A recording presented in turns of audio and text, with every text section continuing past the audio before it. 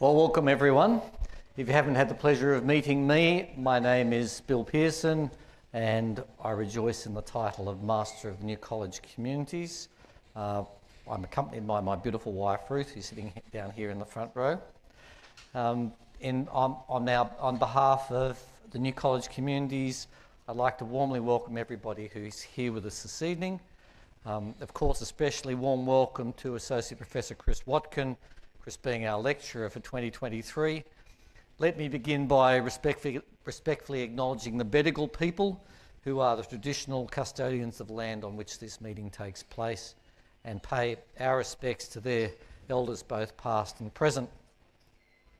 Just like to acknowledge some distinguished guests. In terms of the operation of the New College Lectures, I'd like to acknowledge my fellow trustees, the Right Reverend Dr. Michael Stead, Bishop of South Sydney, and Emeritus Professor David Cohen, who's the immediate past President of the University of New South Wales Academic Board, and his wife Jane, who's with us this evening. My board chair is here, Mrs. Janet Simpson, and Jane Pangaculum from the New College Board is with us. In terms of other distinguished guests, we have our beloved Emeritus Professor Christine Alexander, who's a Life Fellow of our college, Professor Michael Lawrence and his wife Mrs. Sarah Lawrence. Some people are here, we've got about 200 people online as well. I'd like to acknowledge Associate Professor Megan Best of Notre Dame University in the Ethies Centre, Professor Paul Oslington of Alpha Crucis University College, Professor Chris Bellinger and his wife Jan, the Reverend Dr. Daniel Anderson of the Lachlan Macquarie Institute, Reverend Dr. Robert Doyle, former board chair of New College, and Professor Melanie Lovell and Mr. Jeff Lovell, as many other wonderful people we have joining us here tonight. If you've not been here before, and I have met some people who haven't been to New College before, just a brief introduction to our college community.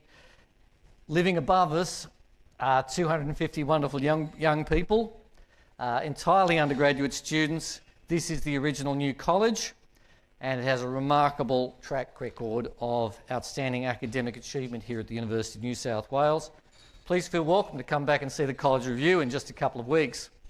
Across the road, we have our postgraduate college, New College Postgraduate Village, 315, again, wonderful young people living over there.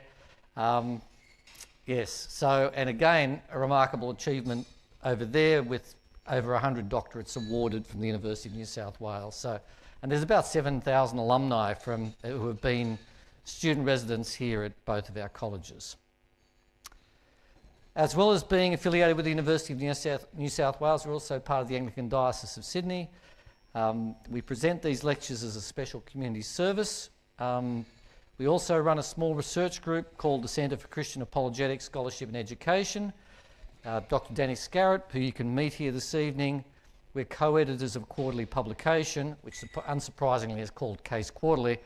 I'd like to pay a special tribute to Danny and to our new Dean of Studies, the Reverend Dr. A.J. Culp, who played a major role in actually putting everything together, making sure everything was organised for our lectures this year. Copies of Case Quarterly are available on our bookstall, and I'm told there's a special offer of 50% off your new subscriber.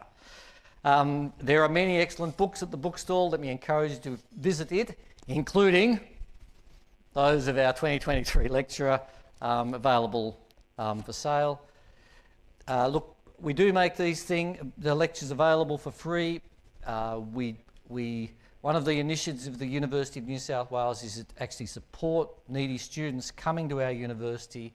If you'd like to support our scholarships program, on the screen on my right, you will actually see how to contribute to our scholarships program, and of course we'd welcome that.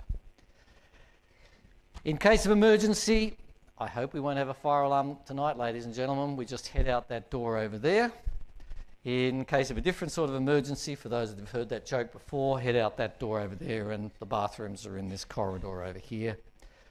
In terms of questions, we love questions at the University of New South Wales, at New College, and especially at the New College lectures. I hope Chris is ready for this. If you look at the screen just over to my right, your left, you'll see there's a QR code there which you can scan, or you can type in that URL https //ask.newcollege.au.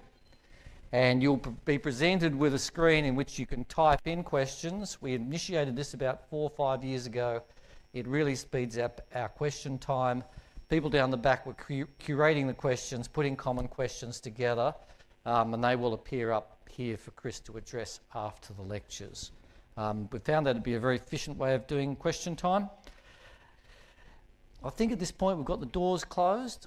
College will have supper at about 9 p.m. this evening, so we mustn't run late. Just a short introduction to our lecturer this evening. Associate Professor Christopher Watkin is remarkably understated about his achievements. That's one thing I've learnt. For those of us that are not familiar with the Australian Research Council, it is the peak research laboratory here in Australia. Associate Professor Watkin is a future fellow. Now, I assume the statistics are similar when Chris applied for his fellowship. Last year there were about 500 applications to be future fellows, of which 100 were awarded nationally. So it's a very distinguished fellowship to hold. Chris is at Monash University, probably the chief rival with the University of New South Wales in terms of being the leading technical university in Australia. He's a humanities academic at a technical university, and that's a courageous position to hold. I benefited greatly from my general studies when I was an undergraduate engineer, and especially in view of some of the onslaughts we've seen on the humanities in this country. Just to quote Associate Professor Watkins himself, "Through my academic research, I try to make sense of how people make sense of the world.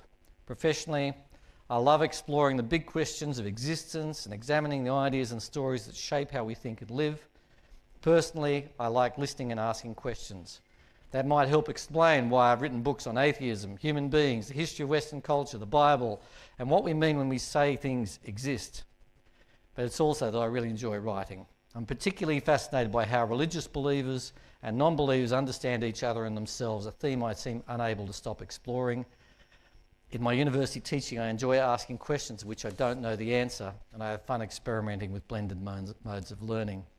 Now, I don't know how thick Chris's other books are, but the engineering in me is hoping that this is his magnum opus, which I read in some detail last year prior to us launching his book in Sydney at our postgraduate college at the end of the year.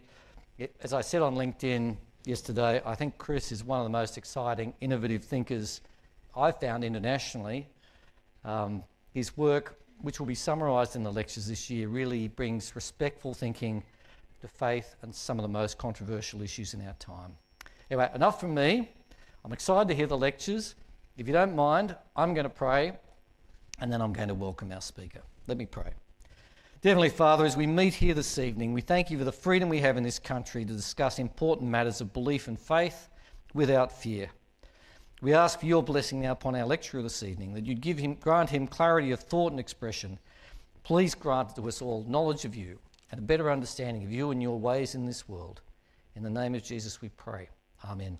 Please join me in welcoming Associate Professor Chris Watkin.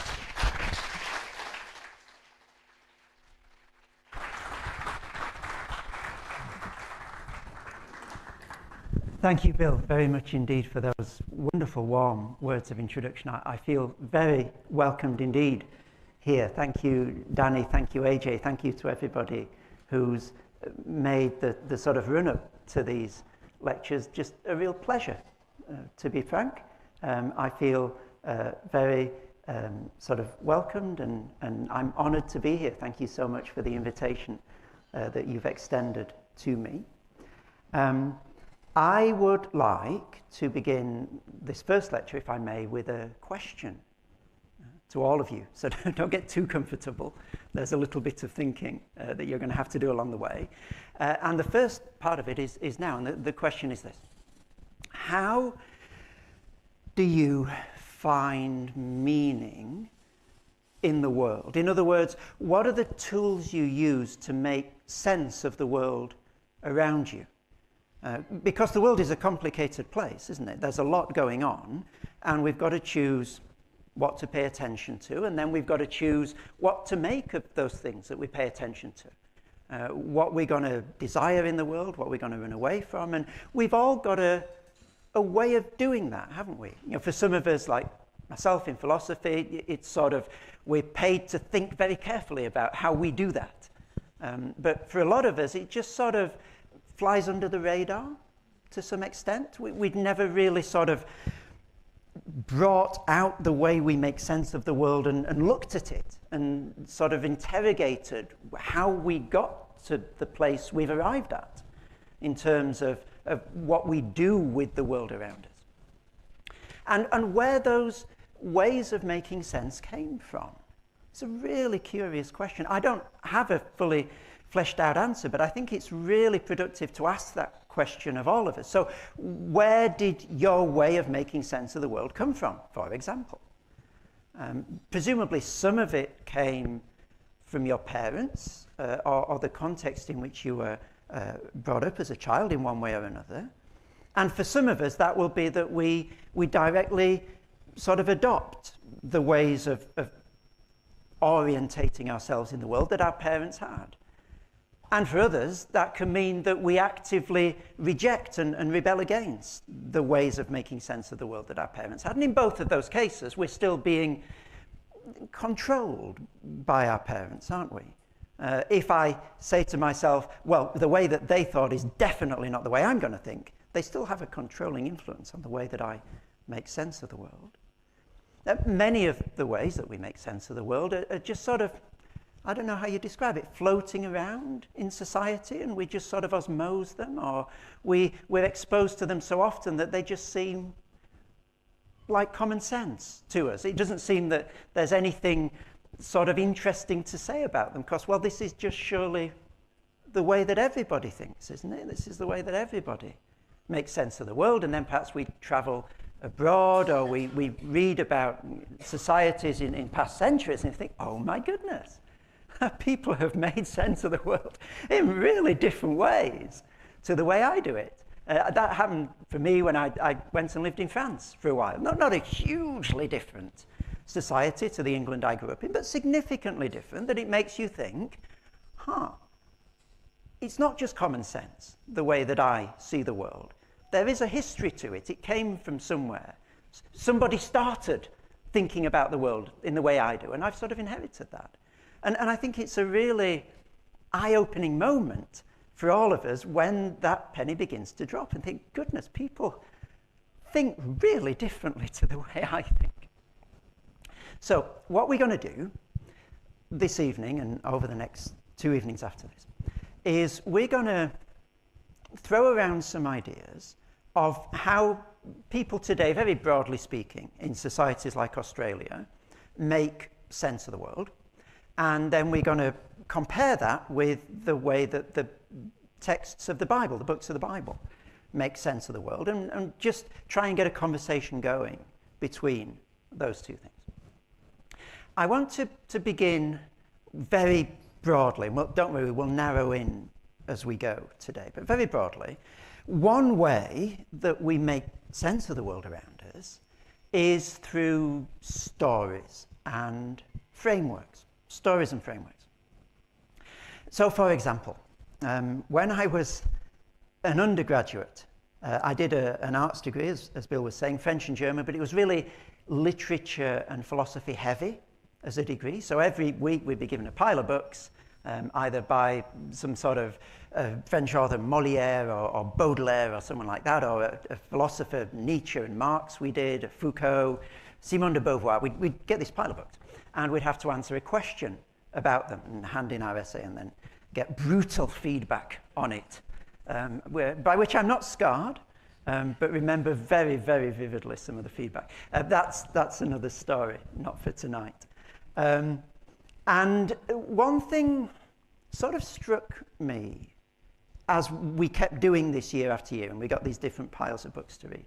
I mean, the philosophies were very different, but they were all doing similar sort of things, making similar sorts of moves. And what they were all doing, in their very different ways, was making certain things in the world viable. In other words, possible for you. If you read enough of this philosophy, your world becomes open to certain possibilities that it wasn't previously. So make certain things viable. They were also making certain things visible, in other words, making you notice things out in the world.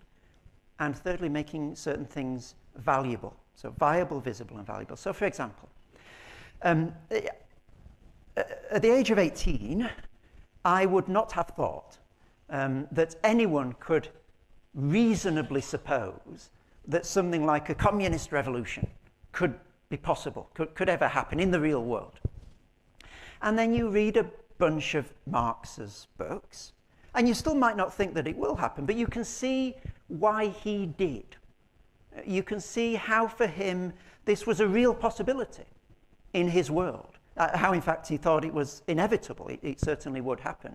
And you can sort of walk in his shoes a bit and see, okay, well, I can feel my way into that a bit better than I could before. I still might not think that it's going to happen, but it's become something that's that bit more viable for me now.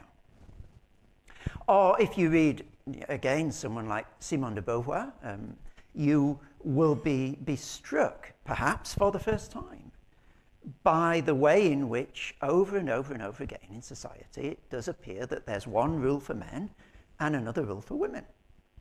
And that becomes visible to you, if it wasn't before. You are forced to notice this aspect of our society. So this critical theoretical approach is making this thing visible. And also, all of these different philosophies were teaching those who read and espoused them what to value in the world, what to desire, and then concomitantly what to shun and reject as well. And many of the philosophies that I was reading as an undergraduate were encouraging people to value the transgression of norms. So whenever the word tradition was mentioned, it was a fair bet that it was in a negative sense. And whenever transgressing traditions was mentioned, it was a fair bet that that was a good thing to do. So we were being schooled in what to look for, what to desire, what to value in the world. And so each of these theories, in their ways, were making certain things visible, viable, and valuable. At the same time, I was a relatively young Christian going to a local church where we were being taught how to read the Bible carefully and take it seriously and seek as best as we were able to apply it to the whole of life. And among the many things that the Bible is, and among the many things the Bible claims about itself, it struck me that it's also doing these same three things. It's making certain things in the world viable and visible and valuable for us. So, for example, if we went out into the streets outside this building this evening and sort of asked people in a vox pops type way, have you ever considered trusting the promises of the God of the Bible? It's likely that the response we'd get, if people were candid enough to say what they were really thinking, would often not be, no, actually, I have considered that, and on balance, I thought that it was probably not the best thing to do, so no. The response would more likely be, what planet have you landed from? Like, in what universe does that sentence even make sense in the 21st century? I have no category for what trusting the promises of the God of the Bible could even possibly look like in the life of any normal person. It's not possible. It's not viable in their world. And you read through the Old Testament and you see how God makes promises to Abraham and how he keeps them, and how he makes promises to Isaac and Jacob. You keep reading and you build up a sort of wealth of understanding that this is a God who does appear to keep his promises in a quite unusual way for deities. And over time, it is possible that becomes something that's viable for you. You see now what it would look like to trust the promises of the God of the Bible. You still might not be doing it, but you can see what it would be to do it. It becomes something that's possible in your world, even if it's not something you happen to be doing at the time. The Bible also makes things visible in the world. So you can't read much of the Old Testament before you come across the absolute injunction to take care of the weakest in society, the widows and the orphans. And it may be that we've gone through life being largely blind to the weak and the vulnerable around us. And the Bible is drawing our attention to those groups and saying, don't miss these groups. Notice these groups in society. Pay attention, making them visible. Oh, it may be that we've looked up at 100 sunsets in our life and the thought has never yet crossed our mind. That is a wonderful testimony to the glory of God. The heavens declare the glory of God. And then we read Psalm 19 and we think, oh my goodness, that is right. The wonderful glory of a sunset or a sunrise is a testimony to God's glory. And so it's making that thing visible for us. It's making God's glory visible in the sunrise in a way that it may not have been for us before.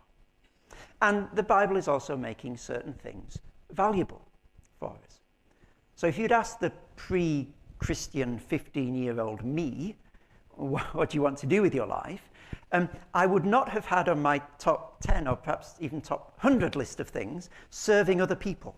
That's not something that was valuable to me. That would have been a strange idea, that one of my goals for my life ought to be serving other people. But again, you can't read far in either the Old or the New Testaments without seeing the great value that's put on, for example, the Son of Man who didn't come to be served but to serve and to give his life as a ransom for many. Or then in Philippians 2, how Paul says, have this same mind as Christ had when he made himself nothing. You think, wow, okay, serving is really, really important. If I'm going to be a Christ follower, then this needs to go right up my scale, because this is key to understanding what Jesus did and what I should do. So it's made that valuable in a way that it may not have been valuable before. So this is my thumbnail definition of a critical theory for the purposes of this lecture. It's a way of approaching life with a certain framework and certain stories that make particular things in the world around us and inside ourselves visible, viable, and valuable. And that provides a standpoint from which we can then critique the society around us, to say of certain aspects of it, this is not good or this is unjust, and other aspects of it, this is wonderful. Okay? So that's what I mean by critical theory for the next 3 nights. Part of the way in which our society, our late modern society, makes sense of the world, and this is what we're going to be thinking about tonight specifically, is one, I guess, curious story. Curious in that it persists in being fundamental to the way we make sense of things in the 21st century, as I'm hoping to show, although it is a very old story now. It began in the 1650s. It's the story of the state of nature, as it's called. And what I'm hoping to do tonight is just talk a little bit about the state of nature story and then bring it into conversation with the early chapters of Genesis in the Bible. There are different states of nature. I want to talk about 3 approaches to it, and then try and show how these 3 different approaches actually give us a lens through which to view contemporary debates about culture that are going on around us today. So the first version of the state of nature, if you like, in the modern world at least, is given by Thomas Hobbes in 3 successive books, the last of which is Leviathan in the 1650s. He doesn't, so little trivia point, he doesn't actually use the term state of nature in Leviathan, but he uses it back in the De Sive and the Elements of Law. So any Hobbes scholars out there, I know he doesn't use state of nature, I know it's the original condition in Leviathan, but it still is the same idea. And the idea for Hobbes is that the sort of society that we live in now is governed by a social contract. So we've agreed to go around not killing each other, essentially, so that we can all live in relative peace with each other. And for Hobbes, what precedes this civil society in which we live is precisely this state of nature. And it is a really ugly condition for Hobbes. It's a state, he says in Leviathan, of a war of all against all. Because for Hobbes, you and I are motivated by three things. Everything else is details, okay? These are the three things that make sense of human beings, three aspects of human nature. We are motivated by what he calls diffidence, which is basically fear. We're scared of each other. We're motivated by competition. I want to be better than you, and you want to be better than me. And we're motivated by glory, or vainglory, which means I want everybody to say how wonderful I am, and you want everybody to say and to see and to acknowledge how wonderful you are. And that's it. For Hobbes, that is basic human nature. That's who we are. You put a bunch of people like that together, and it's war. It's absolute chaos, because we're all trying to gain the upper hand on each other, and nobody trusts each other. And that's the state of nature for Hobbes. And so, iconically, it is, as he says in Leviathan, solitary, poor, nasty, brutish, and short.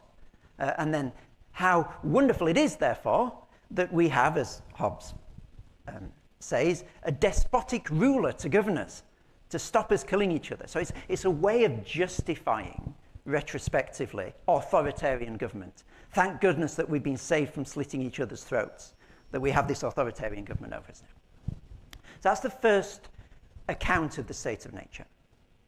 And the maximally opposite one comes about 100 years or so later from the pen of Jean-Jacques Rousseau in the decades leading up to the French Revolution. And in his discourse on inequality, Rousseau paints a very, very different picture of what society was like before we got together in a social contract. And for Rousseau, it's really quite idyllic. You've got people just sort of moving in and out of society with each other, sort of trading where necessary, and people are motivated by two things. Certainly not the competition and the fear and the glory of Hobbes. The two things we're motivated by for Rousseau are pity. We've got this sort of base empathy for each other. And we're also motivated by what he calls amour de soi-même, so literally love of oneself. It's self-preservation.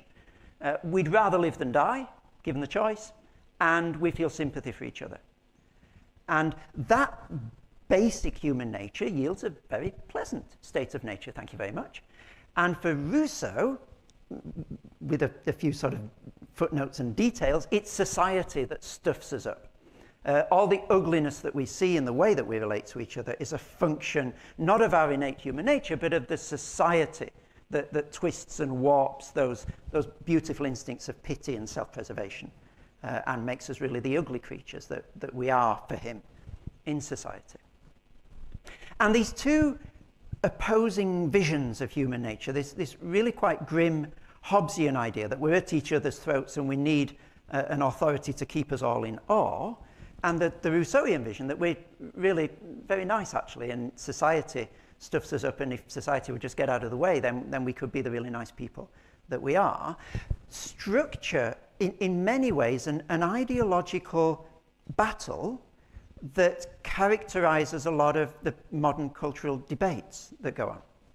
So you get, for example, your contemporary Hobbesians. Often they will use that language of themselves, and often it's sort of under the radar, but the ideas themselves are very Hobbesian. So one sort of cheerleader for modern-day Hobbesianism is Steven Pinker. And he, in his book, The Blank Slate, I think it is, it says very plainly that Hobbes was right, Rousseau was wrong. You know, Hobbes is basically on the money about human nature. It is society, and for Pinker, of course, it's the Enlightenment society, that's rescued us from the worst instincts of ourselves, and therefore, as long as this civilization continues, the Enlightenment civilization, things will get better and better, but it's under threat, so we need to protect it. And that's the way that modern Hobbesianism sort of cashes itself out. Another example is after the Hurricane Katrina in 2005, Timothy Garton Ash wrote a very widely read and quite controversial article in which he said that what happened with Katrina was that the thin veneer of society was scratched and the ugliness of human nature took only a couple of hours to bubble up to the surface, so people started looting and so forth. And he's saying that's who we really are. You take away the law, you take away the chance of getting caught, and the ugliness of human nature soon rears its ugly head. I noticed this actually at Monash recently.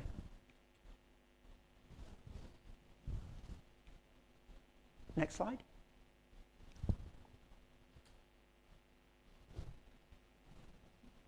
I'll tell you what I saw. It's really funny. When it comes up, you'll see what I mean. We have a kitchen, and there's a little pot of coffee in this. This is the philosopher's floor, by the way, so the joke's on the philosophers here. And, oh, here we are. And in this communal kitchen, you can help yourself, but it says, please do not remove. You are on camera. I thought, how curious. So what's the assumption there? Well, the assumption is if you don't think you're going to get caught, we think you're going to remove this. So there's no goodness in you that's going to make you be a rule keeper. The only thing that's going to stop you stealing our little sachets of coffee is if we catch you and shame you and come after you because you're on video. It's very Hobbesian, isn't it? We don't trust you. We don't think you're good, but we're going to catch you and shame you if you dare steal our little sachets of coffee. So don't you dare. It's a moment of modern-day Hobbesianism among the philosophers of Monash University. But then you've got your modern-day Rousseauians as well. So one recent bestseller that takes an overtly Rousseauian view is by a guy called Rutger Bregman. And the title of his book is Humankind. You can see how it's a play on words. So he's suggesting that we are basically nice people. And at one point he talks about, and this is a direct quote, the curse of civilization that has twisted our noble instincts. He says, things started going wrong between 15,000 and 10,000 years ago, and it's all been sort of downhill since. And I sort of presented it in a jocular way, but there is a body of recent work, and Bregman is not the only one. There's a guy called James C. Scott from Yale, I think, and others, who are saying that, look, actually, hunter-gatherer lifestyle is a lot healthier than our lifestyle. And there's a lot more leisure time, and we are naive simply to dismiss it and say, oh, no, how thankful we are not to be living in that way anymore. And, you know, there are a number of academics extolling the virtues of that sort of lifestyle and saying, don't be too quick to dismiss it. Actually, you know, much less disease, much more leisure, and so forth. So it's what I'm saying is it's not a joke theory. It's a real contemporary live way of conceiving of humans. We're basically good. Society stuffed us up. It's a curse. It would be better if society got out of the way. And the sense of who we are, I'll have another go at this, the sense of who we are in this,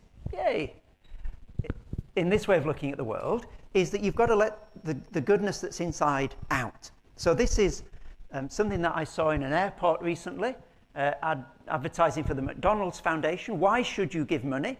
Not because you're on camera and we will shame you if you don't, but give a little copper and show the world your heart is made of gold. So be the good person that you are inside. Express the goodness in you and give us money while you're doing it, please.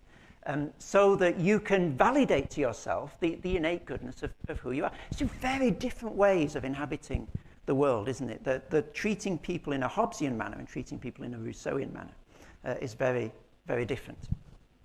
And so you've got these modern-day Hobbesians and the modern-day Rousseauians who are propagating and seeking to build policy around very different ideas of human nature.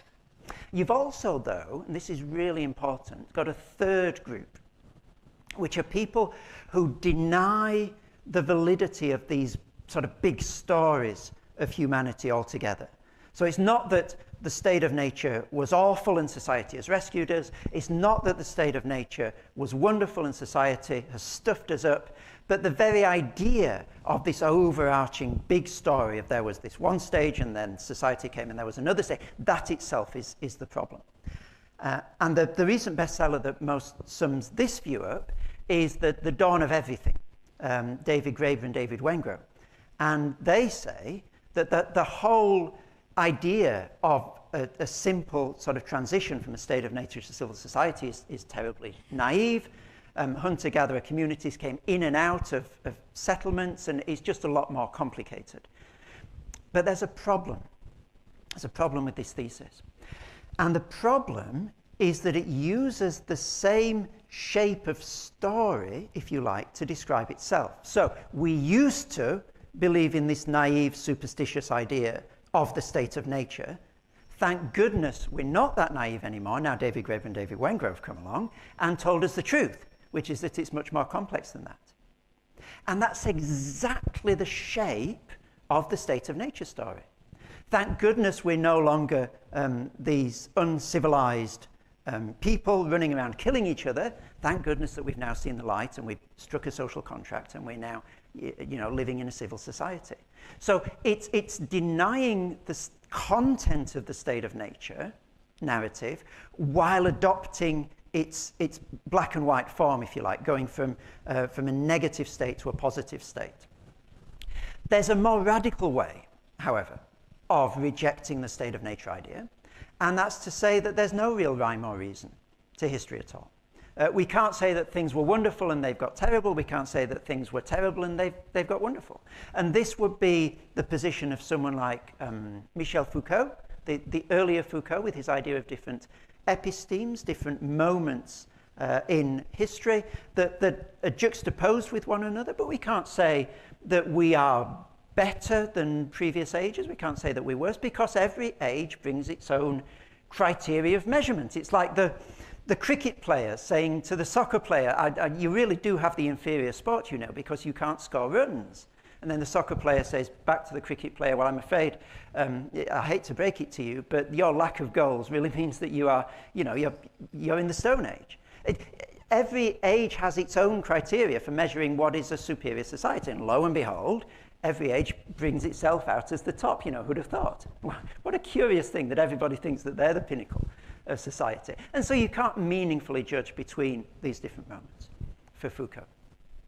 And so this is the sort of the smorgasbord of options when it comes to thinking about human origins in modernity. Things were wonderful, they've got worse. Things were terrible, thank goodness society has rescued us. It's more complex than either of those, or we simply can't judge at all. And if we want to sort of bring the Bible into this conversation and say, how does the Bible sort of interface and fit with these different ideas, I think one thing that Christians who are reading their Bibles carefully would want to say is that there seems, at least prima facie, to be something in each of these stories, actually. It is the case, historically, that human beings can be really nasty to each other. Like, not just strategically nasty, but gratuitously nasty. Like, nasty for no reason other than being nasty. And so the Hobbesian vision of life does, in certain moments, seem to have a really terrible ring of truth to it. But it is also the case that humans can be just inexplicably lovely to each other as well. Not lovely for, sort of evolutionary reasons or preserving the gene pool, but lovely to people they've never met, who've got no common interest with them. Just lovely in a self-giving way, in a way that Rousseau would predispose us to expect. And it would be hard to suggest that never happens. And also, it would be hard, I think, to suggest from the Bible that the whole of history is this wonderfully mapped out sort of progress from a lower state to some sort of higher state. Like, I think that what we're taught to expect in the New Testament is it's going to be messy. Like, there's no pure sort of line of travel from where we are to how things will end.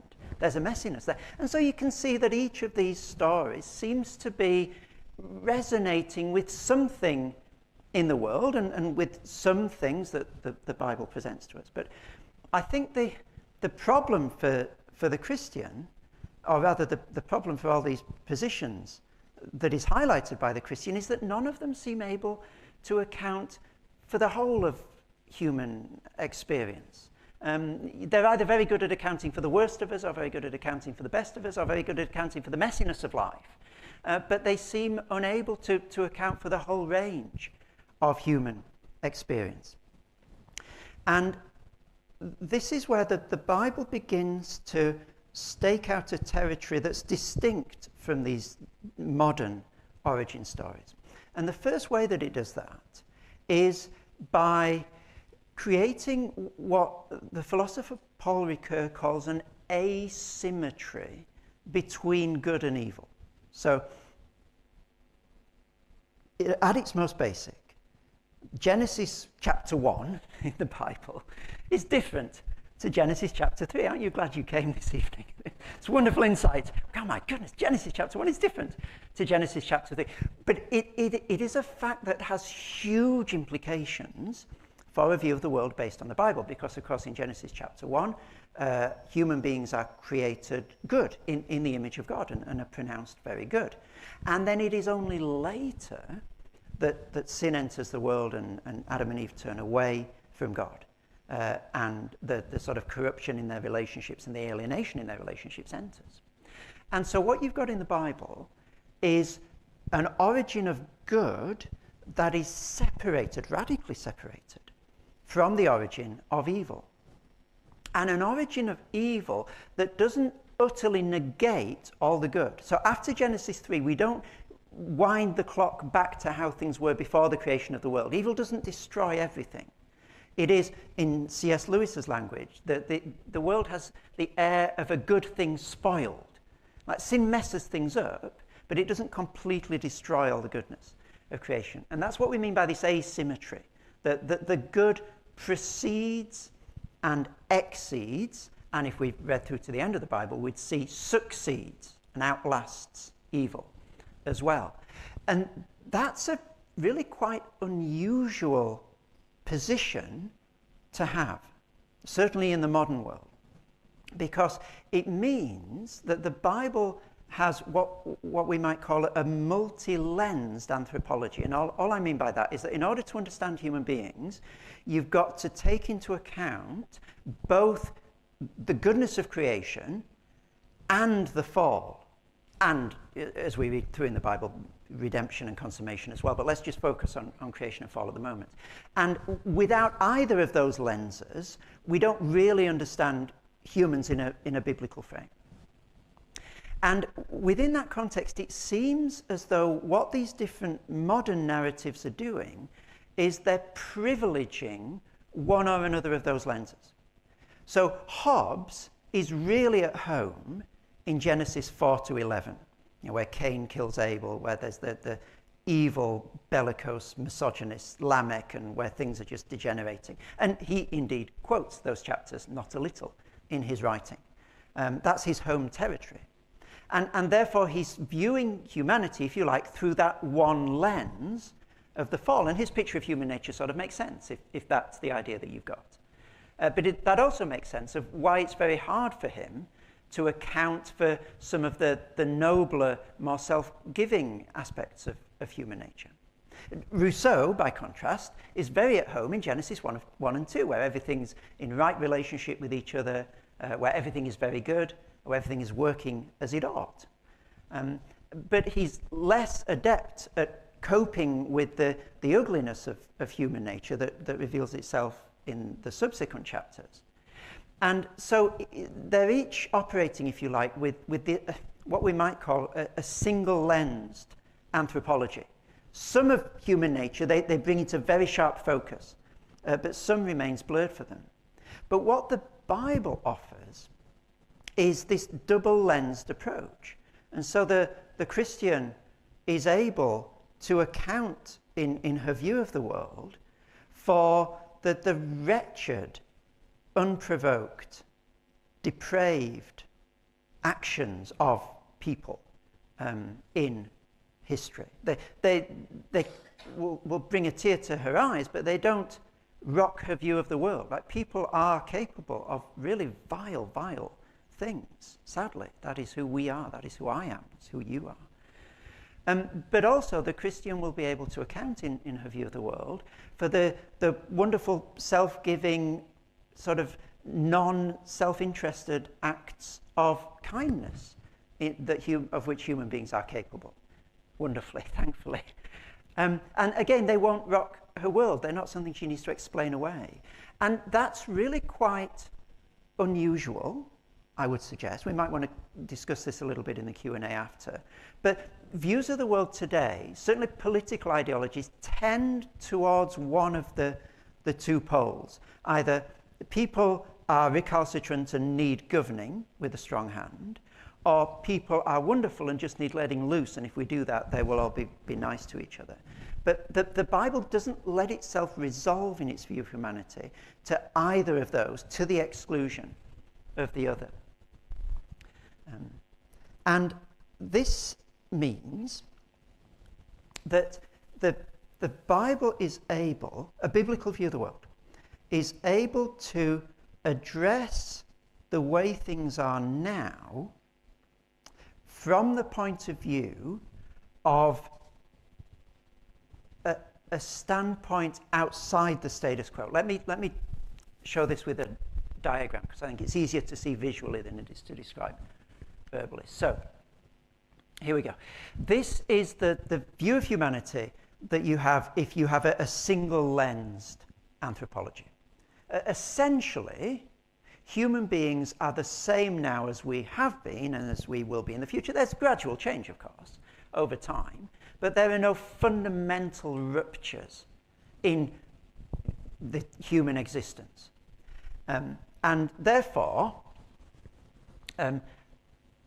what is now the case is all that there is.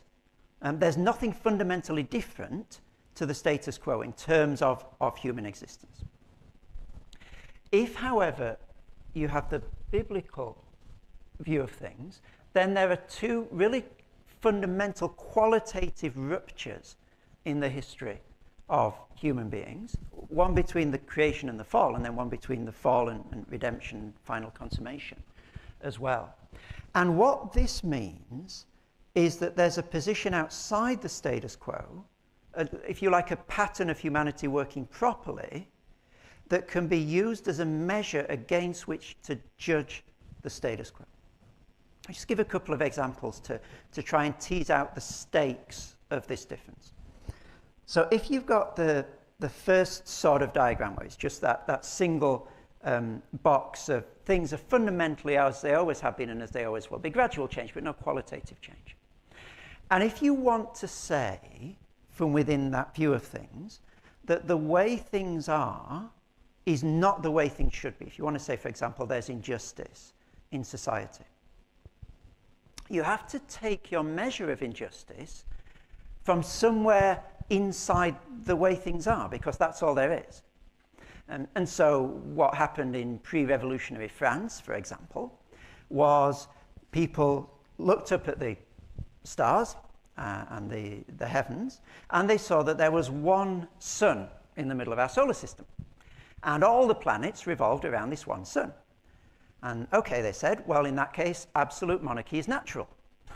in the same way that there's one sun and all the planets revolve around it, there's one king, Louis XIV, he was called the Sun King for this reason. Everything revolves around him. It is the natural way that things are. We are following the natural warp and woof of the universe when we have absolute monarchy. And skip forward a few centuries, and the mid-20th century philosopher Gilles Deleuze argues that difference is fundamental in our universe, that difference always precedes identity. And lo and behold, he ends up with a politics based on difference and proliferation, and sometimes fracture. Now, they're very, very different sorts of politics. Deleuze's is a sort of radical left egalitarian politics, and of course absolute monarchy is a little bit different to that. But it's the same principle, isn't it? You take an aspect of the way things are in the world, and you say that should be normative for how we organize society. So you take the fact that there's one sun and lots of planets, okay, that's our norm, that's how we're going to organize society. Or you take the idea that difference is fundamental to the universe, you say, okay, that's how we're going to organize our society.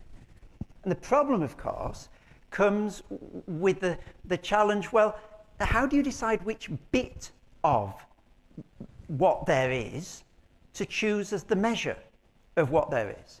Because there's nothing in what there is that compels a particular way of judging justice and injustice. It's just one bit of what there is being used as a measure to judge the rest of what there is. And someone might say, well, I've got very deep convictions about what is just and unjust. But then again, those deep convictions are just more of what there is.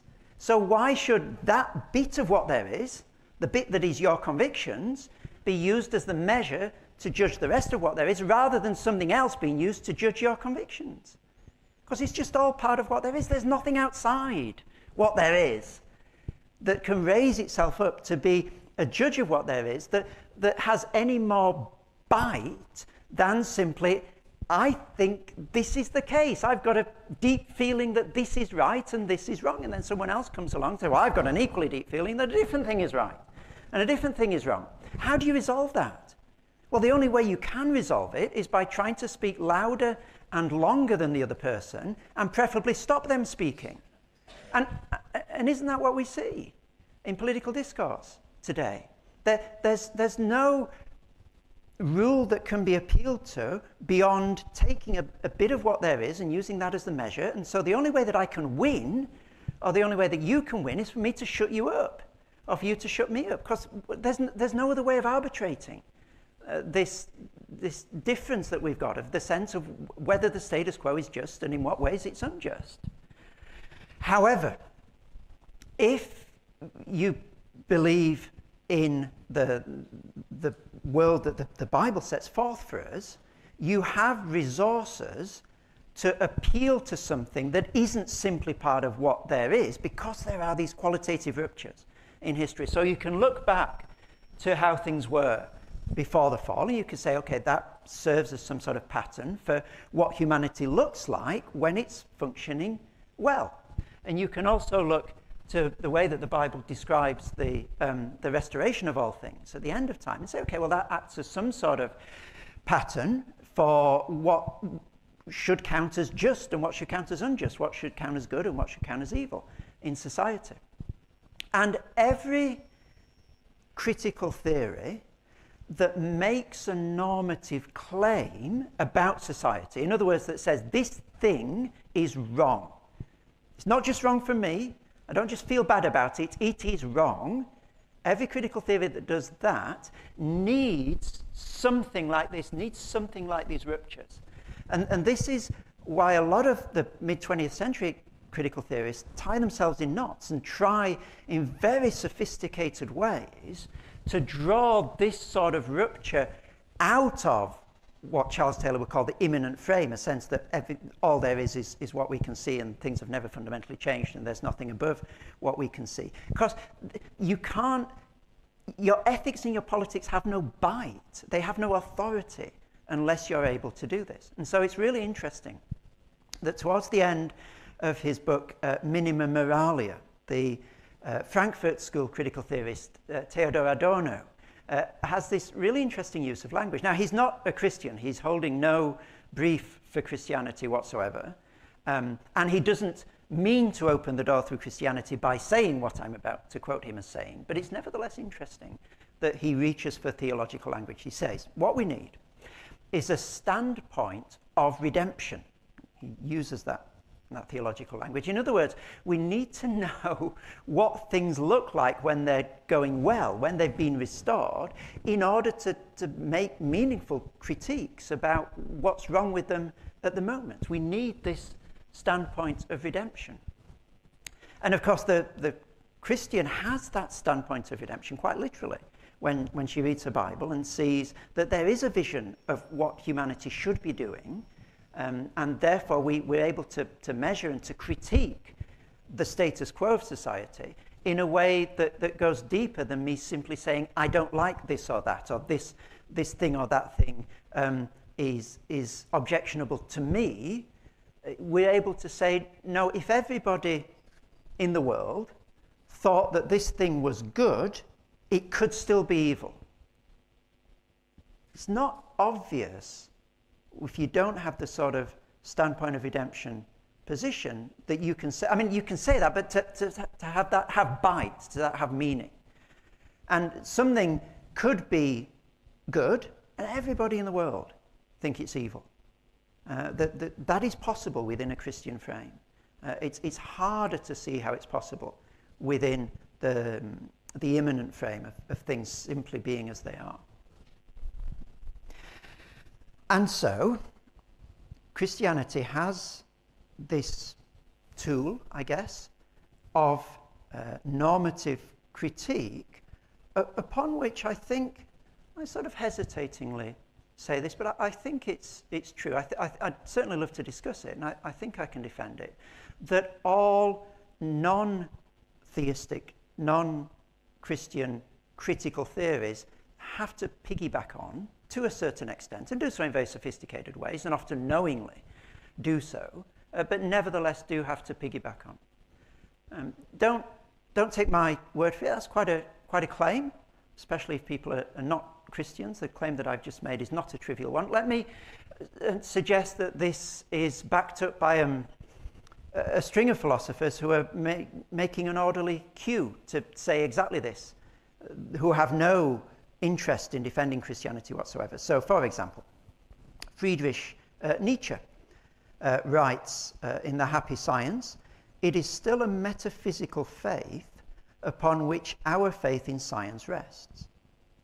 Even we knowers today, we godless anti-metaphysicians, still take our fire too from the flame lit by the 1,000-year-old faith, the Christian faith, which was also Plato's faith, that God is truth and that truth is divine."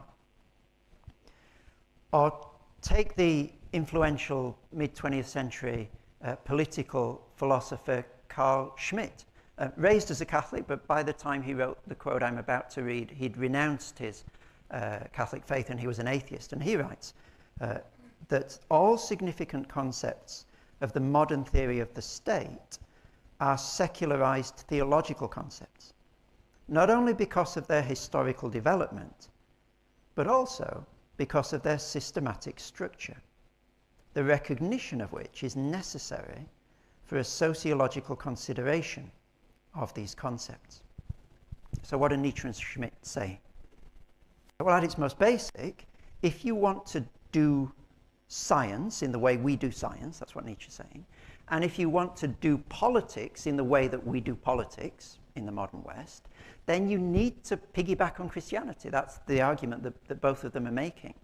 And that without that, you're not able to make the moves you need to make, the normative, authoritative moves that allow you to make claims, scientific claims about the world, or to think about things like sovereignty in the way that we do in the West. So where have we come to? We've got the state of nature stories, and we've got a biblical multi-lensed anthropology and an asymmetrical view of good and evil, and I've suggested that the latter allows you to do normative critique in a way that is really problematic with the former.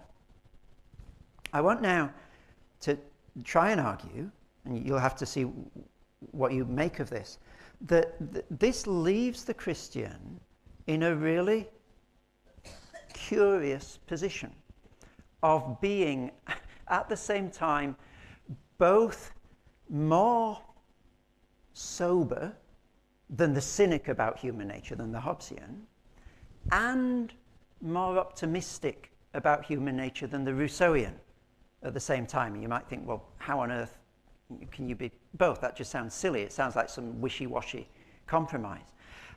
I think that the reason that this is where the Christian lands is that for Hobbes, the problem is fundamentally resolvable, at least at a pragmatic level.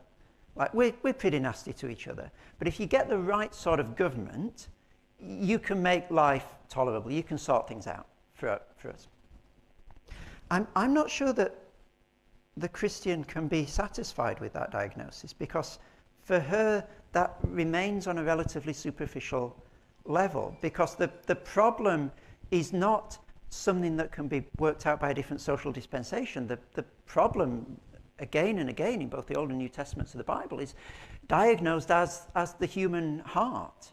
And that is a much deeper, more inveterate malady than simply the way we organize ourselves in society. And so the Christian says to Hobbes, I'm afraid my vision of the possibility of transforming ourselves is darker than yours.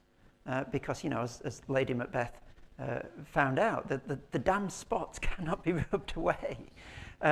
We can drug ourselves out of it. We can sort of distract ourselves away from remembering it. But fundamentally, the human heart seems really stubborn and resistant to change. And we can't simply sort of bring in the right sort of government and solve the deep problem that we're faced with. So there's a deep soberness. And I think for those of us here who are Christians, I'm not sure that we often let this sink in as much as we might biblically. There's a darkness about that diagnosis of the human problem, which means that each of us, if we're Christians, have to say, I'm Taylor Swift, isn't it? I'm the problem. It's not out there, it's not them. I'm part of the problem if I'm a Christian. But the Christian also finds herself simultaneously, and in a way that doesn't negate this, being more optimistic than the Rousseauian. So Rousseau will say, if only we get education right, and if only we get society out of the way and let people be themselves, then, society will run wonderfully. And the Bible, in a way we're going to go into in much more detail in a couple of nights' time, says, good, but that vision is so small. Let me show you a vision of a God who will wipe away every tear from his people's eyes, where there'll be no more mourning or crying or pain, where every tongue, tribe and nation will be united, praising the Lamb on the throne, and where even the things in the past that were the injustices that were committed in private, the abuse that took place in the closet 300 years ago that nobody ever learned about, and that ruined the life of the abused person, and that both the abuser and the abused took to their graves, that will be brought out into the open, and light will be shone on it, and it will be judged by a God who knows everything and judges perfectly. So what the Bible is claiming, very soberly, is justice for the dead. And not even Rousseau, not even the greatest utopian political philosophy, is daring to claim anything in that ballpark of absolute justice. And so the Christian finds herself occupying a position that is more sort of radical in its vision for the future, if you like, than Rousseau, at the same time as being more bleak than Hobbes. And the Christian, therefore, doesn't need to explain away any parts of human nature, the worst of us and the best of us. She weeps at the first, and we ought to weep. The prophets weep at the human depravity, don't they? And we should rejoice in the best that we're capable of, but neither of them are a challenge to a Christian view of the world, in which, in contrast, I think, to the way in which they are a challenge to either Hobbes or Rousseau. And so you find these contemporary political narratives, and you find these state of nature stories explaining away parts of human nature. So the Hobbesian position, for example, will characteristically say things like, don't be fooled by what looks like altruism. People are just being self-serving. They're presenting an image of themselves. They want to feel good about themselves. That's why they're being nice to people. They've got to explain away the best parts of human behavior. Or the Rousseauian, by contrast, will say things like, well, the only reason that people murder is that the social conditions that they're in, and if we were to get society right, people wouldn't be forced to behave in those sort of ways anymore. Or another example that comes from sort of certain intellectual milieu in the 1960s and 70s Paris is that our society happens to think that paedophilia is wrong, but that's just a quirk of our society. And we all know, we enlightened few know that that's just a passing social trend. There's nothing fundamentally wrong with it. And so these different positions explain away either the best of human beings, the good that we're capable of, or the evil of human beings. But the Christian is not constrained to have to do that from her multi-lensed view of human beings. So let me try and wrap things up. I've attempted to make two arguments today. And we can think in the Q&A time as to how successful I've been in doing that. The first one, if you like, is a weaker argument. And it's the idea that Christianity happens historically to have provided the tools for cultural critique that modern critical theories rely upon. The second, stronger argument is that structurally, necessarily, it must have been so, that the modern cultural theories can't do what they're doing without something very much like Christianity informing their ability to critique society. So the first one is a historical argument. It just happens to have been the case. The second one is a logical argument. It must necessarily have been so. It cannot have been in any other way. And this is the way, just to wrap things up, I think that a biblical view of the world, in terms of human origins, I think allows the Christian to orient herself in the world in a way that is open to the best and that welcomes the best in human beings, that grieves over the worst but is not shell-shocked by it, is not sort of thrown back to the drawing board by it, and that incorporates, if you like, the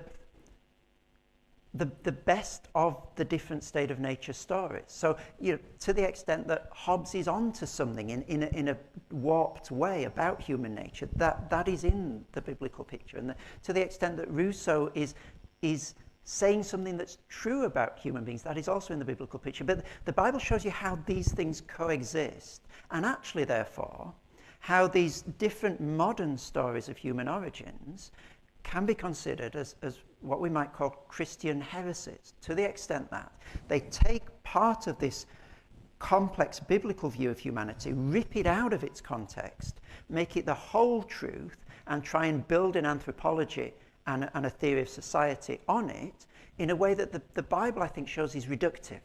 The Bible's picture is more complex than these modern stories that we tell ourselves, and that's relevant, if you like, to all of us, because these are the stories around which a lot of our contemporary political debates are structured. And the way in which our politics sort of plays itself out. And therefore the Bible, and this will be my final sentence, I think has something constructive, positive, fresh, unexpected sometimes, to contribute to these debates. Thank you.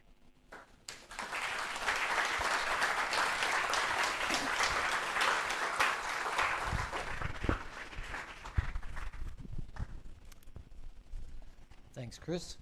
We now turn to questions, and questions appear, and I will read, and the lecturer will answer, I hope. First one from Eleanor. Do state of nature theories say anything about the purpose of the human? Is that something that the Bible story does differently? It's really, really interesting. Was it Eleanor? Eleanor, yes. Really interesting question, Eleanor. So there's a nerdy answer. I'm going to nerd out for a moment, and then I'll try and sort of paint a broader answer. So Hobbes is very explicitly anti-Aristotelian in Leviathan, and therefore he rejects the idea of final causes. So there's no telos, there's nothing that human beings are for. So he doesn't have a greatest good that we're aiming for. But interestingly, and a scholar called Ioannis Evrigenis made this point really well in his book on the state of nature, he does have a summum malum, a greatest evil.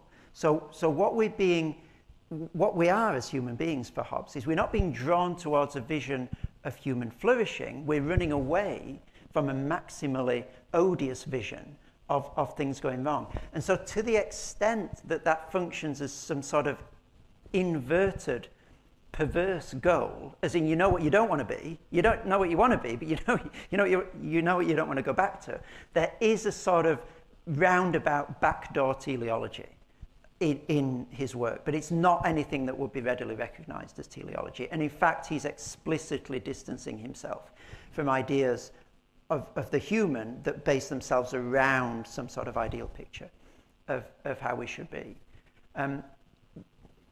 Rousseau, I think, similarly is reluctant to go back to that sort of way of thinking.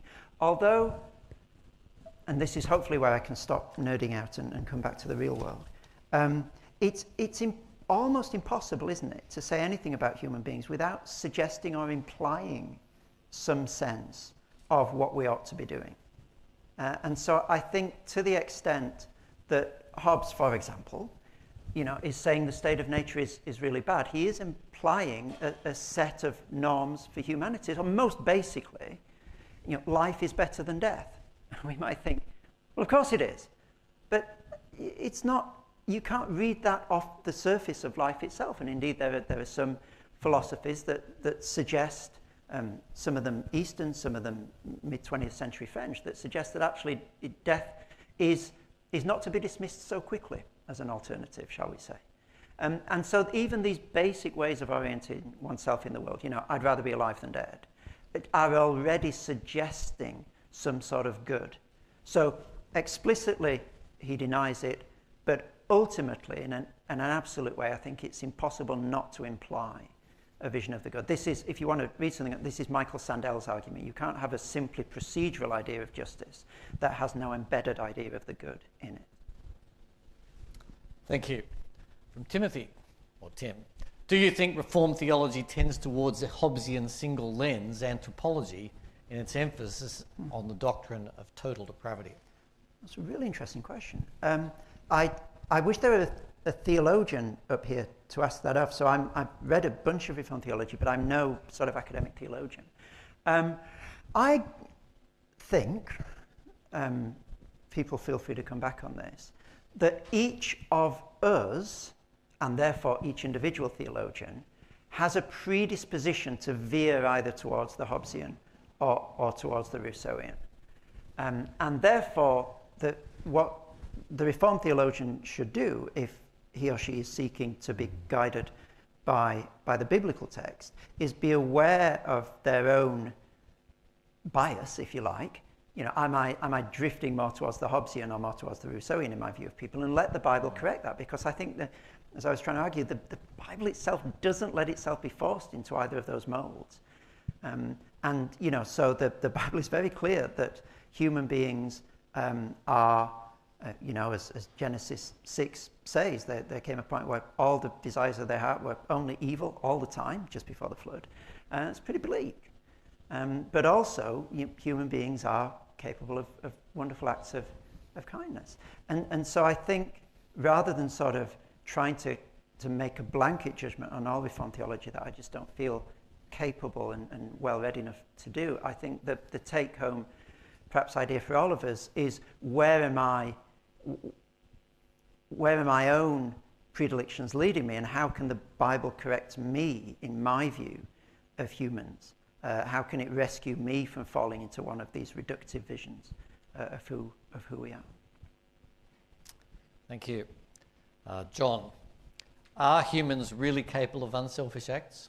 Are we not unselfish in order to feel good or significant or useful or to receive some eternal reward? Well, this is the Hobbesian, isn't it? I mean, the Hobbesian would say it might look like altruism, but it's just clever self-interest. And I guess, again, that's a question that all of us have to face and to live with the consequences of the way that we answer. So if you think actually everything that looks like benevolence is really just Selfish. under the surface, self-serving,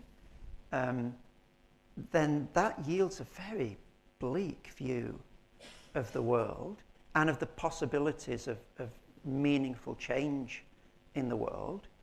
And I think that the Bible does open the door to a more hopeful view of humanity, not in humanity's own strength and by its own sort of willpower, but there is, and if we had longer, it would be lovely to go into Noah more. I think Noah's an amazing example of this. The possibility of radical human change coming from outside the individual, just as a seedbed of hope for both for individuals and society. So I guess what I'm saying is that there is absolutely the position that says that everything that looks like benevolence is just clever self-interest.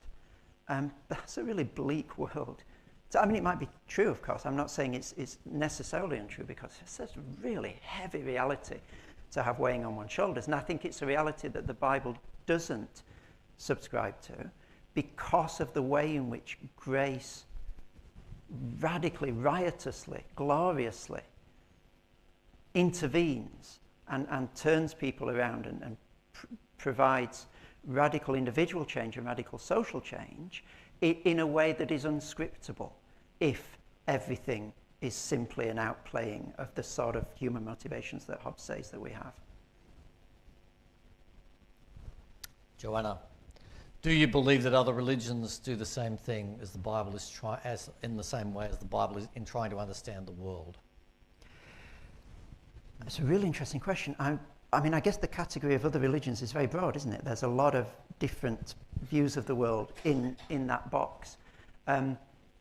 I guess that the Abrahamic religions, to the extent that they share this opening chapters of Genesis and the asymmetry of good and evil and so forth, will be able to deploy these same sort of tools of social critique. And I'm, with apologies to the questioner, I just don't know enough about other religions to be able to say, to pontificate about them in any sort of authoritative way. And I'm sure there are people in the room who know much more about world religions than I do. So I think I would be interested to have that conversation with someone who knows a lot about other religions, but I don't know enough about non-Abrahamic religions to be able to say with authority that they would or they wouldn't. Thank you. From Michael, can you comment on progressivism outside and within Christianity? Progressivism. I thought it'd be a term you'd understand. It's not an engineering. Was it Andrew? Michael, sorry. Michael, if you want to fire a quick explanation of what you mean by progressivism into the system, then I will gladly answer that. I'm just not quite sure what that word is getting at. So please do clarify, and then I'd be delighted to respond.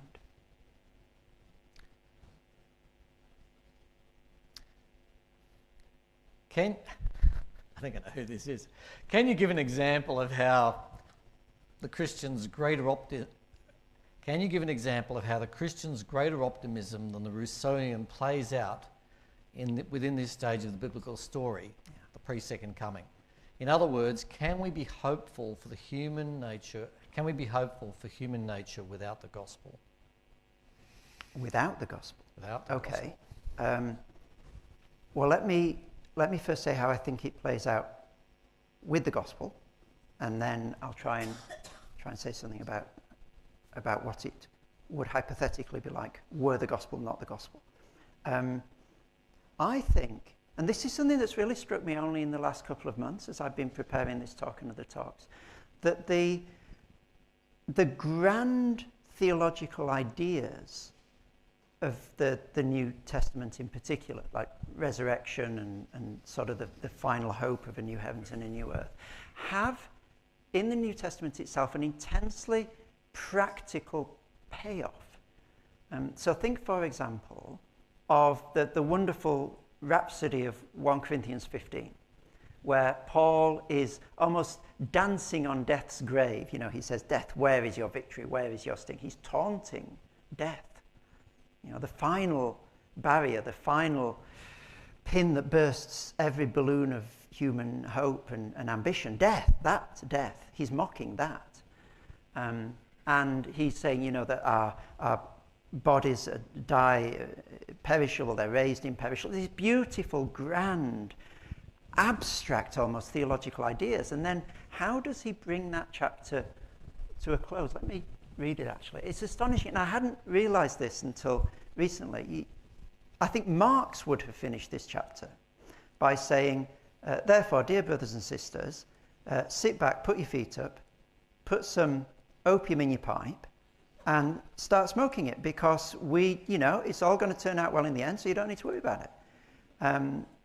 And here we are, 1 Corinthians 15. This is how Paul finishes the chapter. So verse 58, if you please. So 57 verses of dancing around and sort of blowing raspberries at death and talking about new bodies and resurrection life. Verse 58.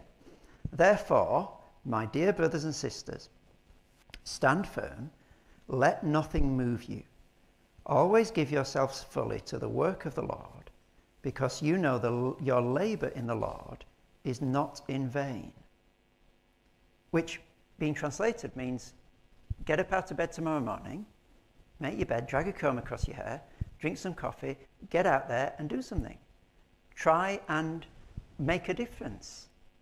Why? Because in view of these wonderful theological realities, you know that your labor in the Lord is not in vain. So give a cup of water to the least of these, because you know that that's not going to be a sort of a useless act. And I'm going to talk a lot more about this in a couple of nights' time. But the extent to which that means that the Christian can go into the world and just do little things with great confidence that those little things have meaning. You know, I can change my baby's nappy and do the washing up for the 3rd time that day and clear up the toys for the 5th time that day, and demonstrate Christ's love to my family in that way, in a way that I know is not in vain, because of these grand overarching theological truths. So that is the sense in which with the gospel there's great hope for the little things, not just the grand sort of social schemes and policies, but for, you know, me changing my next nappy or diaper, for those really concrete things. So what would it be like without the gospel? I guess one way of thinking about it would be on that basis, and again I'll say more about this in a couple of nights.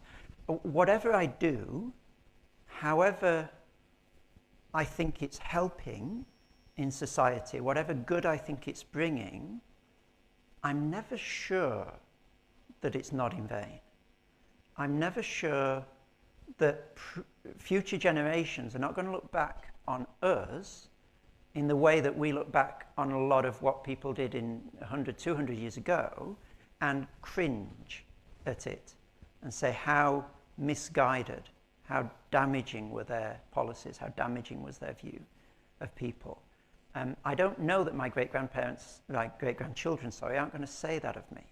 And therefore I don't know that whatever effort I put into changing society now will not be shown eventually to have been in vain. And that's a heavy cloud that hangs over efforts at social reform or at personal cultivation. It does somewhat take the wind out of one's sails, I think, if we let that sink in. But the Christian, because there is a God outside of history, outside of the way things are, who pronounces that this thing, this particular thing, labouring for the Lord is not in vain, that the Christian has a confidence in doing the little things to help other people, that I think is hard to come by if you don't have, again, that view of the world where there's a norm outside the status quo. So perhaps that's one way of thinking what it would look like without the gospel. Thank you. Michael, thank you for clarifying. What you said is actually what I was guessing you meant by progressivism, but it's good that we've got this on the table. So back to the question, can you comment on progressivism outside and within Christianity? And by that, Michael, meant, if I can get my scrolling on Microsoft Teams to work. Come on, darling. By progressivism, I mean the idea that things are getting better. There's a right side of history, overcoming patriarchy, those sorts of things. Okay. Again, I will cover this in more detail in 2 nights' time, but just to give a sort of teaser of that, and for anyone who's not able to be here on Thursday, the language of being on the right side of history is really curious language, isn't it? How would you know who is on the right side of history? I think the only circumstance in which you could know that with any certainty would be if you can see the whole of history. So, for example, it looked for the longest time as if Egypt was on the right side of history, and then Assyria, and then Babylon, and then, my goodness, Rome, the eternal city. You know, that's pretty much on the right side of history, but look how that ended up. And then, you know, National Socialism, which was going to be the 1,000-year Reich, looked to be on the right side of history for a while, and then that didn't turn out very well. And so it would be, I suggest, an act of some hubris to say that of all the different societies that have risen and fallen, and all the different ideologies that have come and gone in the history of the world, this one right now is on the right side of history. This one that is actually changing and evolving and looks different to how it did a few decades ago, and presumably in a few decades will look different again. The only 2 contexts in which that judgment could be made authoritatively is either if history is brought to an end by Christ coming again, or if history is brought to an end by either some ecological or nuclear catastrophe that wipes human beings off the face of the earth. Then you could say who was on the right side of history. And in neither of those 2 cases would modern secular modernity emerge as having been on the right side of history. So the only context in which we could make that judgment would mean that the way in which that language is customarily used today is being used incorrectly. So I think there's a certain caution that we should exercise, that all people should exercise in relation to using that sort of language. History lasts a long time, and to suggest that there is a right side of it that we can discern in the current moment, I think ascribes more of an overview of history to us than is I think, warranted. Thank you. Estelle asks, should we try and sell the Bible as a political, philosophical text for the world to use to improve political philosophy, which currently has Hobbes and Rousseau as its basis?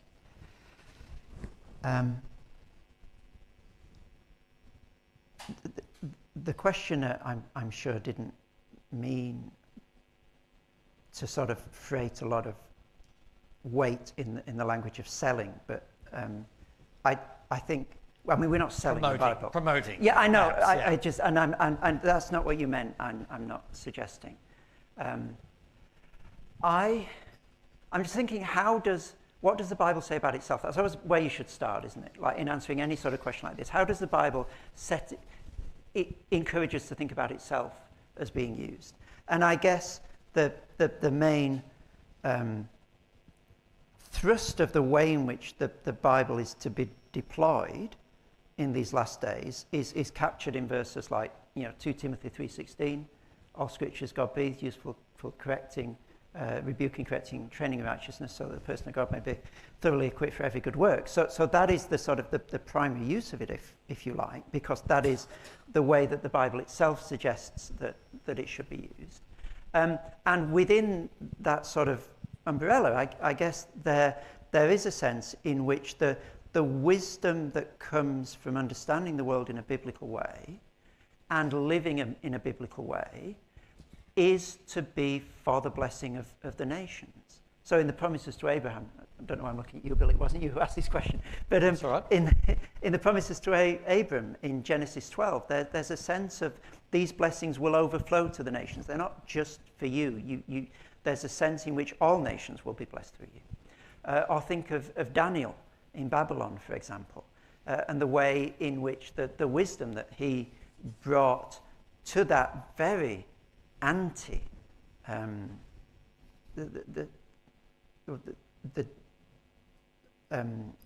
that was very opposed to God's values was a blessing to Babylon. Or Jeremiah's letter to the exiles. There's a sense in which the wisdom that we have from the Bible is to be for the blessing of the nations, although that's not the primary or sole mode in which we should engage with the Bible. Thank you. I just saw the president of the New College Students Association depart, so that means we're going to get some competition upstairs. But we've got amplification down here, so it's all good. Mitchell says, what would you see what you talked about tonight as an argument that Christianity is useful, an argument that Christianity is true, or is something else?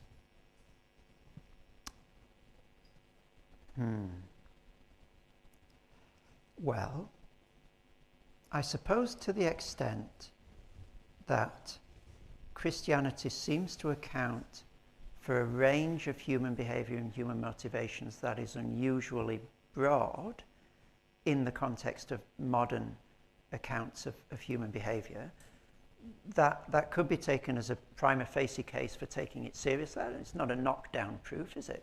But it's probably a caution against people who have glibly dismissed the Bible as a text that has no purchase upon anything in the real world. It's probably an argument for people like that to take another look.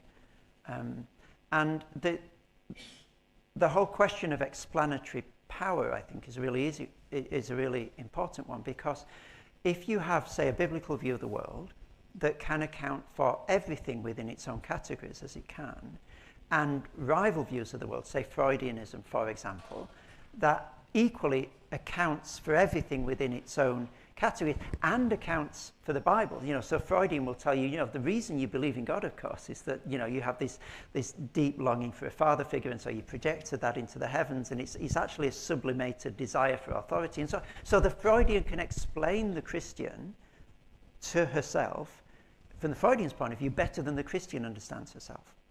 And the Christian can also explain the Freudian to himself better than the Freudian understands himself in terms of Romans 1 and various other ways. And so how do you arbitrate between those two positions? There's no criterion external to them both by which to judge them and say, well, this one is the truer account of how things are, because they both explain everything and they both explain each other. So where does that leave you, humanly speaking? Well, explanatory power is a good measure. In that case, which of these two positions can more adequately explain the world as I experience it and see it, and me as a human being? And that won't get you the whole way, but it's a useful moment in exploring different ideologies to ask that question of explanatory power. So, is it showing that the Bible is true? Not in any absolute sense, but it's part of a jigsaw puzzle, I would suggest, that will show people that the way that the Bible speaks is plausible and deserves taking seriously and considering seriously. What was the other one? Is it useful? As an argument that Christianity is useful, an argument that Christianity is true, or something else? Useful.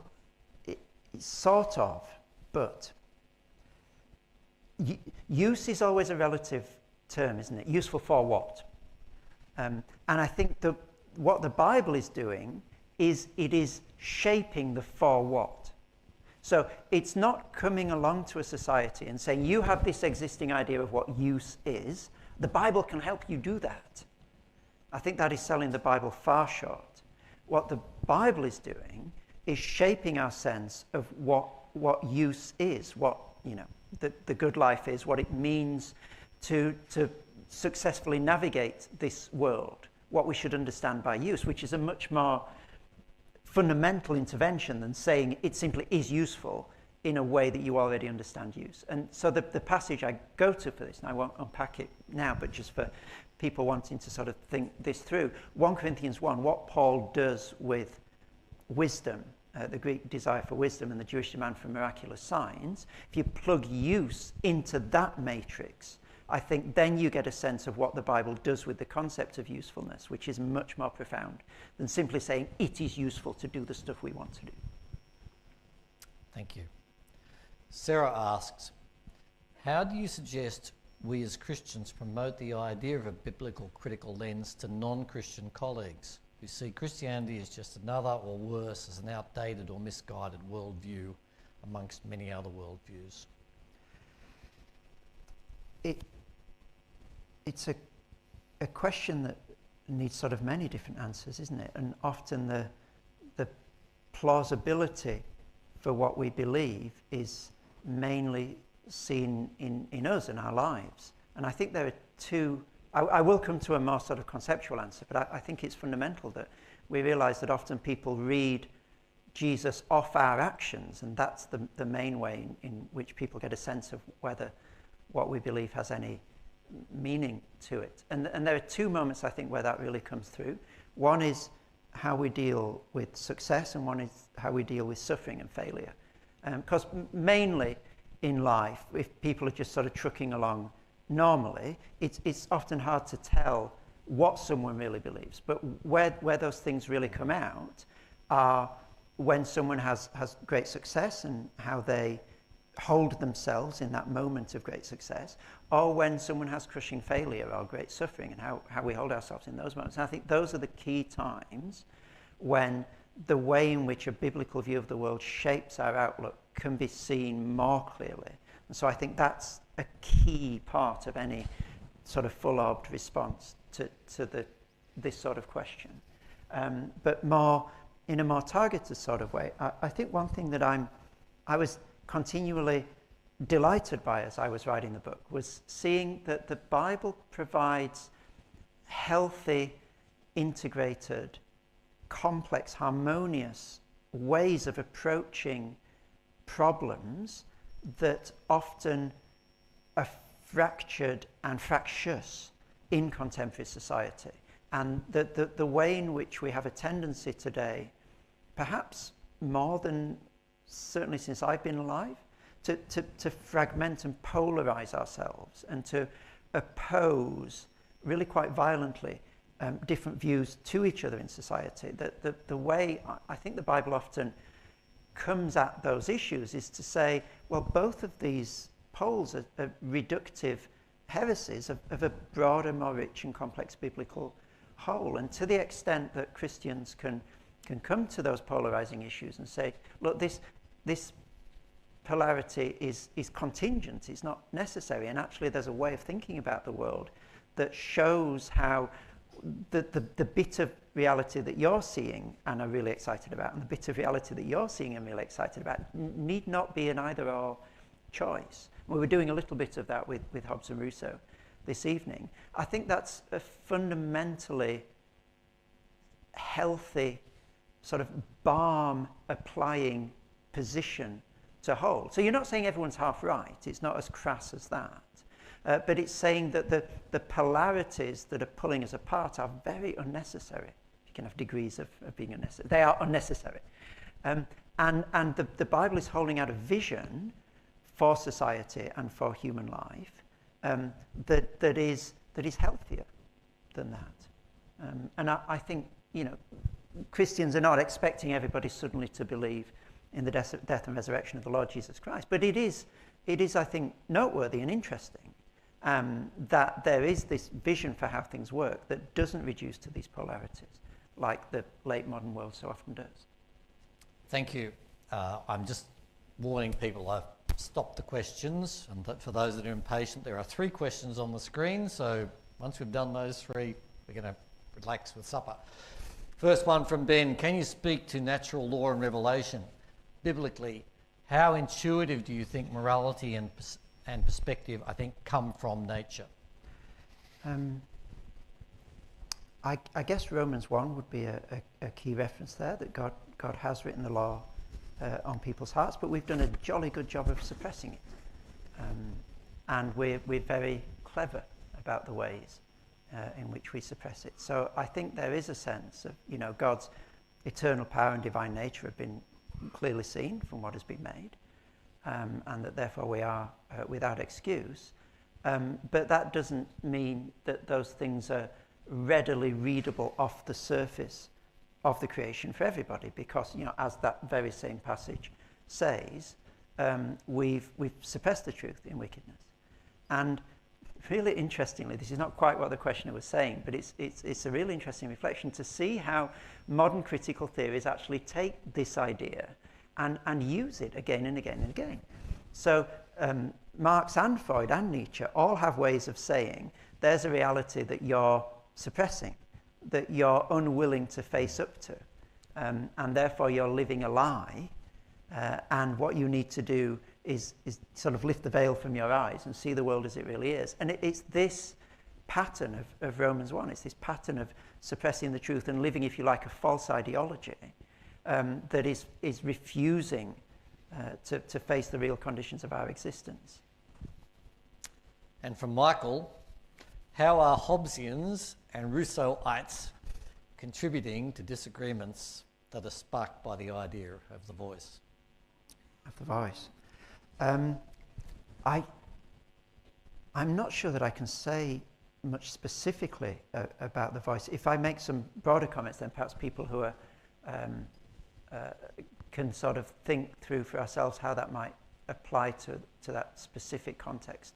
So essentially, one way that modern day Hobbesianism shows itself is in the defense of what is labeled Western culture, or sometimes Enlightenment culture. So, for example, Douglas Murray wrote a book, The War on the West.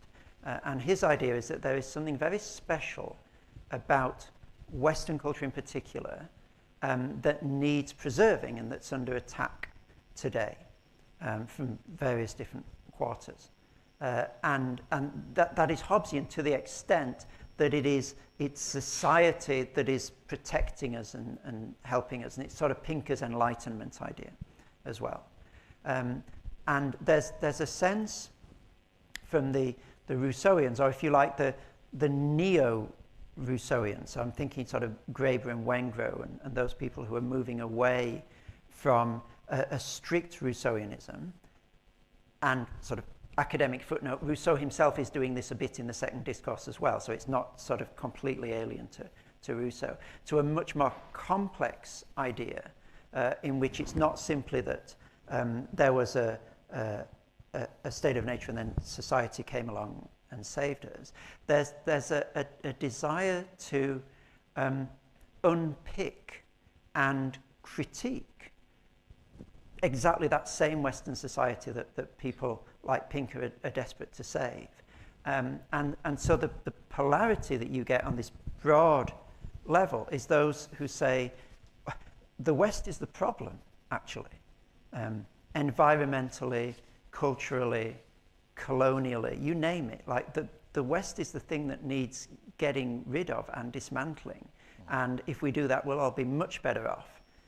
Because the West is the source of all our problems. And then this other side saying, no, the West is the very thing that is civilizing us. And to the extent that we lose that, we lose the great achievements, and Pinker would say, democracy, human rights, and so forth, that we've achieved. And you get these two ideologies just going at each other. And we'll all have to think for ourselves to what extent that is an adequate description of some of what's going on in the debate around the voice. And I'm not intimately acquainted with that debate enough to say, again, something authoritative. But in terms of the state of nature, that's what it looks like in contemporary culture wars, when you get the Hobbesians and the Neo-Rousseauians going at each other over the legacy of the West. That's great, thank you. We had a question from SZ earlier. We've now got a question from BZ. How has the multi-lensed biblical story changed your daily routine and conversation in relation to what you've spoken about this evening? That's a lovely question.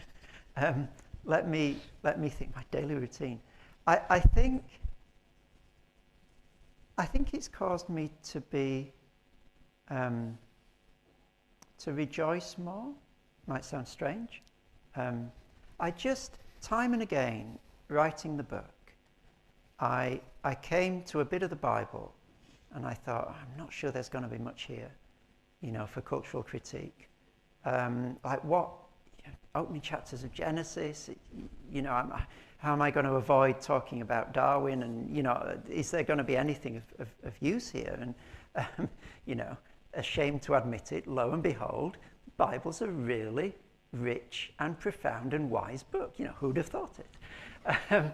And so, you see things like the origin of good being separated from the origin of evil. And I think it was something that I read from Paul Ricoeur on that. He said it's the most radical attempt to separate the origin of those two things.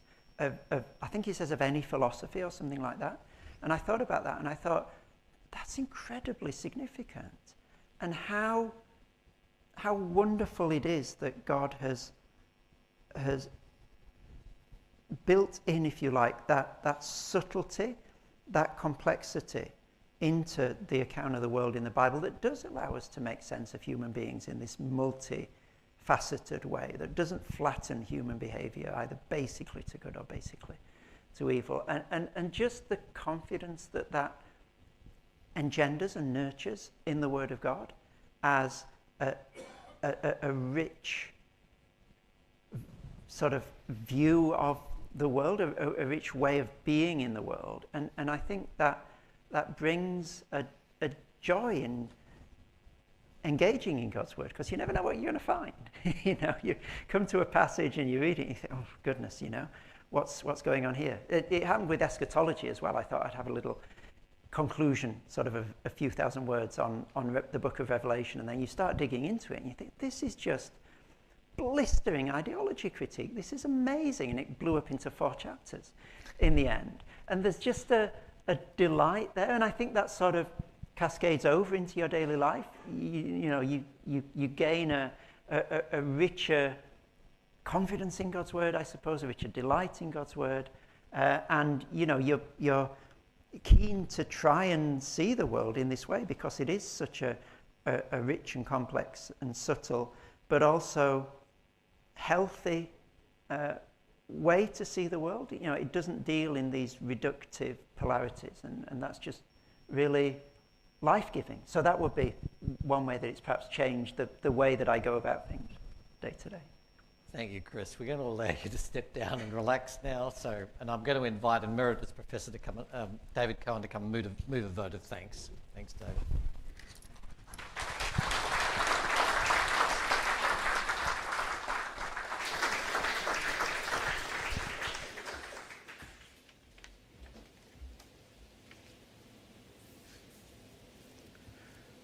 So it's the great tradition of the New College lectures to have an eminent and, more importantly, an engaging scholar to speak to us on a topic that's both interesting and important.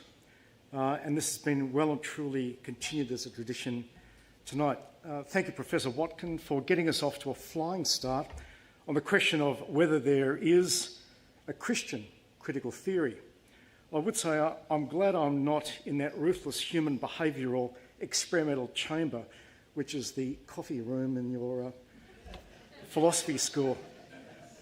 In biology and geology, we just go and have a cup of coffee. There's no paper coming out of it.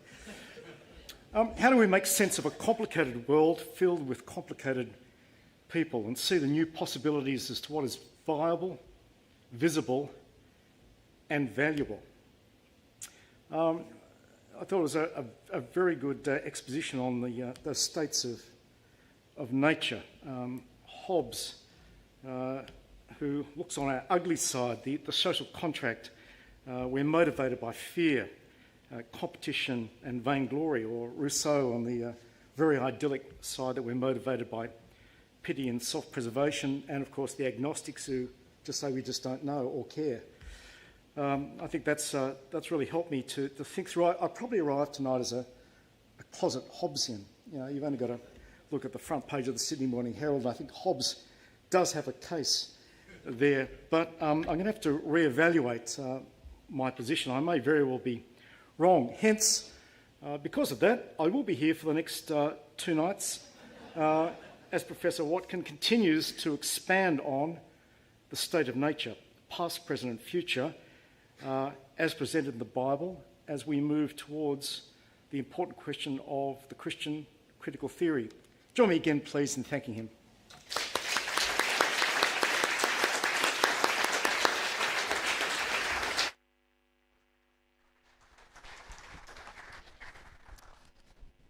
Well, thank you everyone for being here with us this evening. Let me remind you of the bookstall. Please feel very welcome to stay. Enjoy conversation over the course of this evening. People will hang around for quite a while. You're very welcome here in our colleges. I'm pretty sure Chris would welcome people coming and having a chat with him down the front. Perhaps you might let him have a cup of coffee or tea while that's going on. There's tea and coffee down the back and some other things. So please, thank you again for joining us. Tomorrow night, 7:30 here or online. I look forward to seeing you then. So thank you very much. Have a good evening.